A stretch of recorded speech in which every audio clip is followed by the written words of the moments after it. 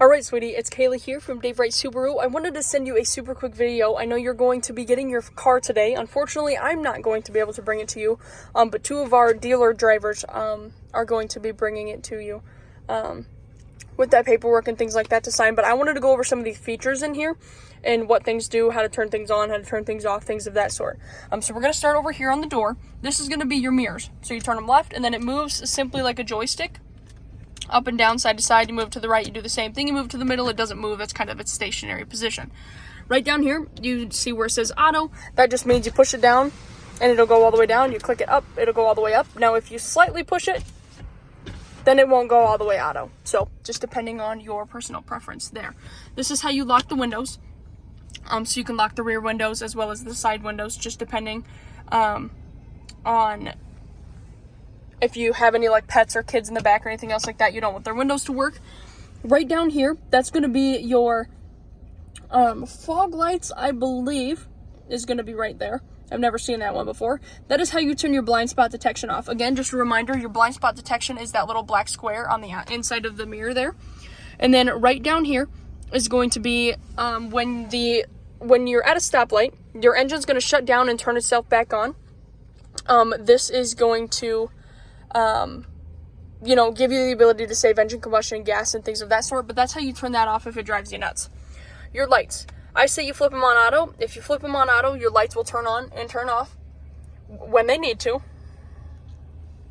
And then if we take the stick and push it forward, that is your brights. So then your brights will automatically turn on and automatically turn off when they need to be on and need to be off. These buttons here, these are your radio buttons. So if I'm over here, and what I typically do is I've got a few different program stations set in here, that way I can show it to you. But say I'm on program station number 1. Now you can come in here and find a station, whatever station it is that you want. You can press and hold it, and you'll hear a little beep, and that programs the station. Back to these buttons. If I click the button toward the passenger side seat, you'll notice it flips through your different program stations. So most of us, once we listen to one station, there's not another station, or there's only like a few other stations that we like to listen to. Your volume is here, going up and down there. Right here is your source button. That's going to go from AM, FM to Sirius XM to if you have your phone connected Bluetooth.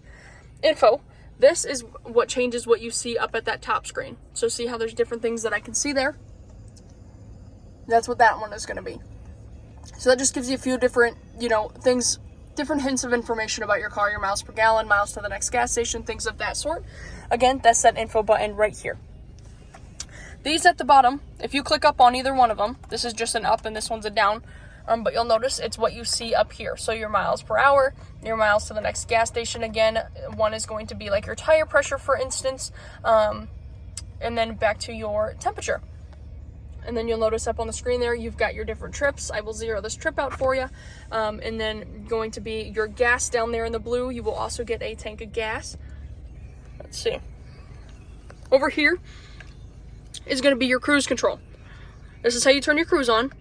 And you'll notice up there on that screen, it changes. So I turned it on. It also changes on that screen up there. When I push down on this, it sets it. I push up on it, it resets it. These buttons here are going to be the distance between the vehicle ahead of you that you want to stay. Now, if you already haven't gone to Minneapolis,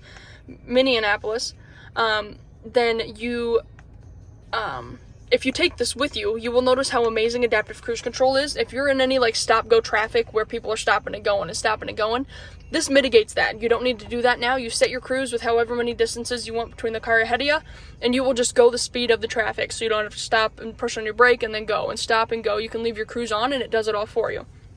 This button here, you'll notice there's a little steering wheel that pops up on the screen when I turn that on. That's your active lane centering. So what that does is that's going to read both of the lines and center you in between those lines, essentially driving itself. Now, some people like that, some people do not. You can turn that off just by simply clicking that button again there.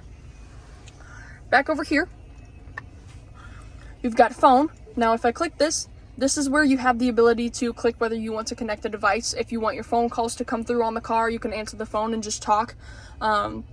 You can essentially talk on the phone while you're driving, except just not using your phone. You've got Subaru Starlink. That's an app that's phasing out. Subaru will be getting rid of that app, so it does not have any benefit to you at this moment. Your settings here, this is going to be where you can come in and essentially make this vehicle the exact way that you want it to be, with phones and anything else like that. Radio. Again, you can come in here, AM, FM, Sirius XM, those types of things are right here, as well as your different program stations hide right down there. Again, remember, you can press and hold to set your different program stations. In here is just a bunch of useless apps. You won't really use them. The My Subaru app is one that most of the time is on your phone. If you wanted something like remote start, you could get that. But that's what that app is, or if you need any roadside assistance. Media, that's going to be if you want to listen to music from your phone, is what that one is going to be.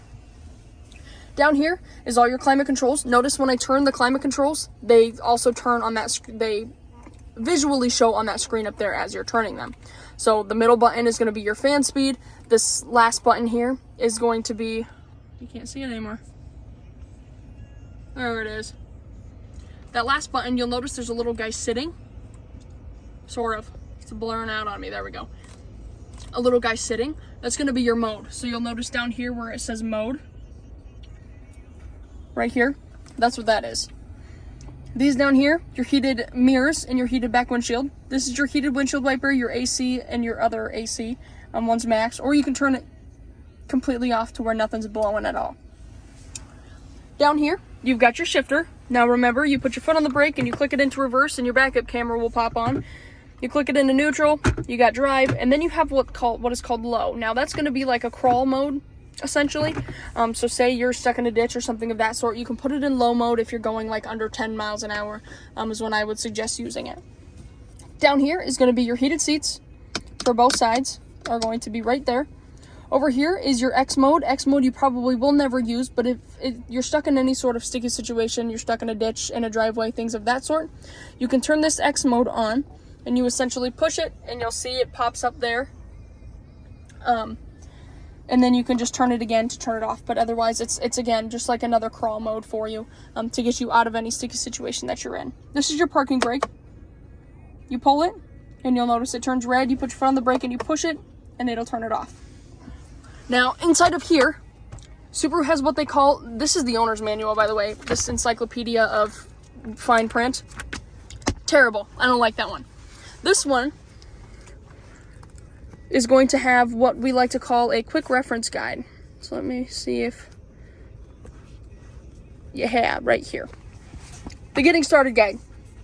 Now, this is going to show you pictures and descriptions of everything.